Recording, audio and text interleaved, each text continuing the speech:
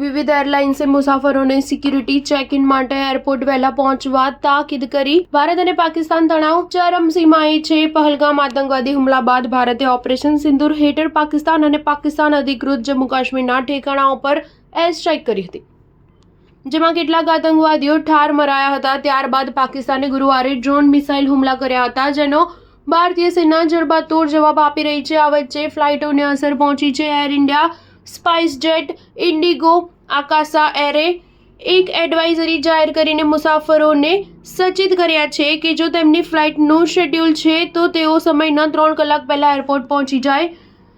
Air India દ્વારા જારી કરાયેલા એક નિવેદનમાં કહેવામાં આવ્યું છે કે બ્યુરો ઓફ સિવિલ એવિએશન સિક્યુરિટીના એરપોર્ટ પર સુરક્ષા પગલાં વધારવાના આદેશને ધ્યાનમાં રાખીને સમગ્ર ભારતમાં મુસાફરોને સલાહ આપવામાં આવે છે કે તેઓ તેમના નિર્ધારિત ઉડાનના ઓછામાં ઓછા 3 કલાક પહેલા પોતપોતાના એરપોર્ટ પર પહોંચી જાય, જેથી ચેક ઇન અને બોર્ડિંગ સુગમ રહે।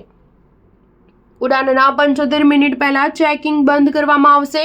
સ્પાઇસજેટે એરલાઇનને ટ્વીટ કરીને કહ્યું છે કે તમામ એરપોર્ટ પર સુરક્ષાના પગલાં વધારવાને ધ્યાનમાં રાખીને મુસાફરોને સલાહ આપવામાં આવે છે કે તેઓ ફ્લાઇટ ઉડાનના ઓછામાં ઓછા 3 કલાક પહેલા એરપોર્ટ પર પહોંચે, જેથી ચેકિંગ અને બોર્ડિંગ પ્રક્રિયા સરળ બને। ઇન્ડિગો એરલાઇન્સે ટ્વીટ કર્યું છે કે આ મુશ્કેલ સમયમાં બધા એરપોર્ટ પર સુરક્ષાના કડક પગલાં લેવામાં આવ્યા છે। અમે તમને વિનંતી કરીએ છીએ કે સુરક્ષા તપાસ અને ઔપચારિકતાઓને સમાયોજિત કરવા માટે તમારી મુસાફરી માટે થોડો વધારાનો સમય આપો। અમે તમારી સમજણ અને સહકારની પ્રશંસા કરીએ છીએ। સ્ટાર ન્યૂઝ 7 હંમેશા સચ્ચાઈની સાથે।